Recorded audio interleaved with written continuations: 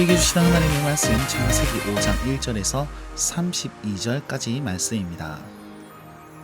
자, 창세기 5장 말씀은요, 족보로 이루어져 있습니다. 누구의 족보냐? 아담의 족보를 얘기하고 있으나 실상을 보시면 셋의 계보를 말하고 있음을 알 수 있습니다. 그리고 셋의 족보 중에서도 에녹과 노아를 강조하고 있습니다. 그리고 셋의 모든 족보를 얘기했느냐? 아니고요. 홍수 사건 이전에 그 셋의 계보를 말씀하고 있습니다. 자, 1절 말씀 보시면 아담의 계보다라고 하면서 아담을 말하기 전에 하나님의 모양대로 창조하실 때 그 창조 사건을 다시 한번 얘기를 하고 있습니다. 하나님께서는 창조하실 때에 사람의 모양, 하나님 형상대로 사람을 만드시고 복을 주셨다라는 것을 언급하죠. 그리고 그 복이 어디로 흘러가느냐? 아담의 많은 자손들이 있겠지만 셋을 통해 흘러간다라고 우리는 알 수 있습니다. 자, 이것을 강조하는 이유는요, 하나님의 모양대로, 하나님의 형상대로 창조한 진짜 하나님의 형상들이 어떻게 이어져 가느냐? 하나님의 형상에 대한 계보를 말하고 있고, 복을 주셨다 하면 하나님의 복이 어떻게 흘러가느냐? 누구를 통해서 나타나 보이고 있느냐?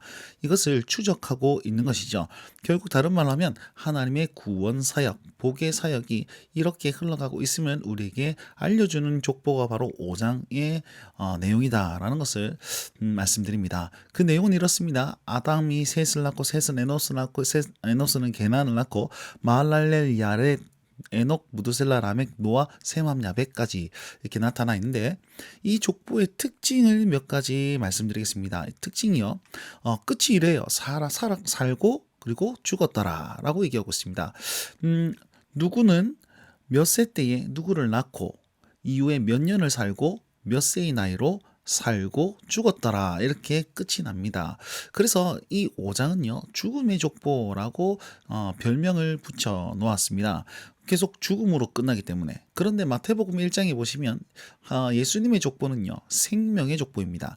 낳고 낳아서 예수님께서 태어나셨다라는 것으로 생명의 시작을 말하는 그 마태복음 1장 생명의 족보와 이때 아담의 그런 어떤 인류의 죽음의 한계를 가지고 있는 그 족보와 비교할 수 있음을 말씀드리도록 하겠습니다. 자, 그리고 두 번째는요 굉장히 장수했습니다.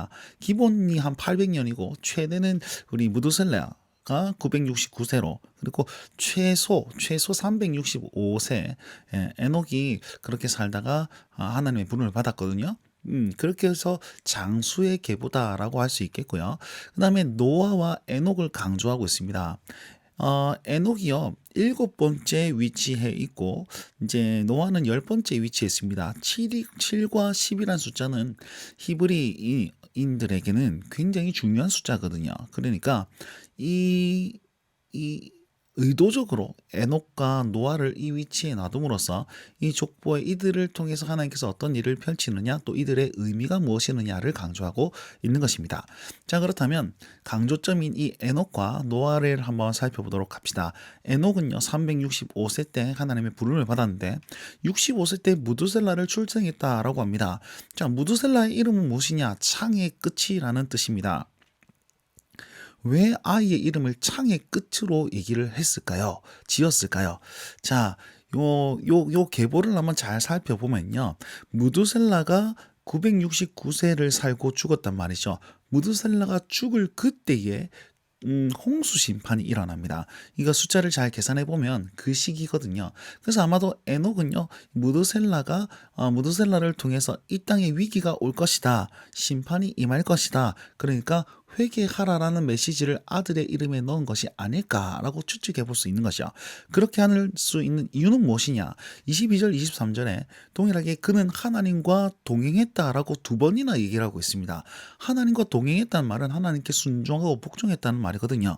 자, 하나님께 순종하고 복종한 그가 하나님의 뜻을 헤아리지 않았을까라고 생각해 볼 수 있겠지요. 그러니까 이 땅이 이렇게 가면 안 됩니다 라고 하면서 아들의 이름을 무드셀라 창의 끝으로 짓고 진짜 주의하라라고 메시지를 던진 것이다 라고 생각해 볼 수 있습니다.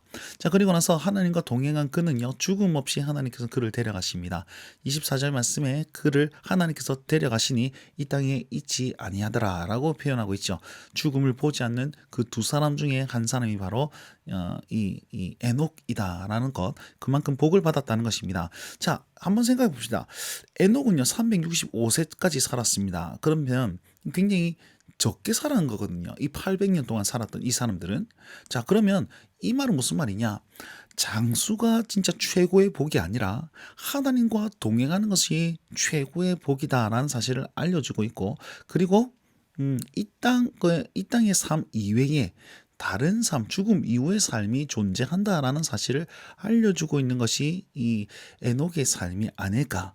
그렇게 암시할 수 있습니다. 여러분, 우리의 최고의 복은 무엇입니까? 오래 사는 것, 잘 사는 것, 평안히 사는 것, 그것보다도 하나님과 동행하며 사는 것이 최고의 복인 줄 기억하셨으면 좋겠습니다.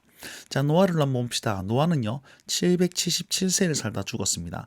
777 뭔가 의미가 좋지 않습니까? 자, 완벽한 횟수, 그다음에 완벽한 생애, 뭐 이런 것으로 또 뭐 이렇게 적용을 할 수 있겠는데요. 자, 노아는요 이 5장 말씀에 유일하게 이름을 설명한 그런 인물입니다.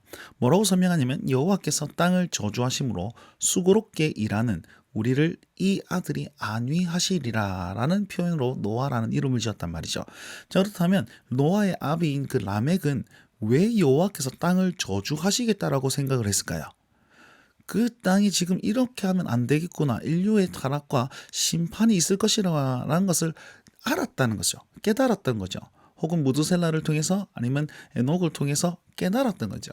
사람이 양심이 다 있기 때문에 우리가 이렇게 살면 안 돼, 우리는 이렇게 죄악된 살면 안 돼라는 사실을 어렴풋이 느낍니다. 이게 하나님의 은혜라고 로마서 말씀을 표현하고 있거든요.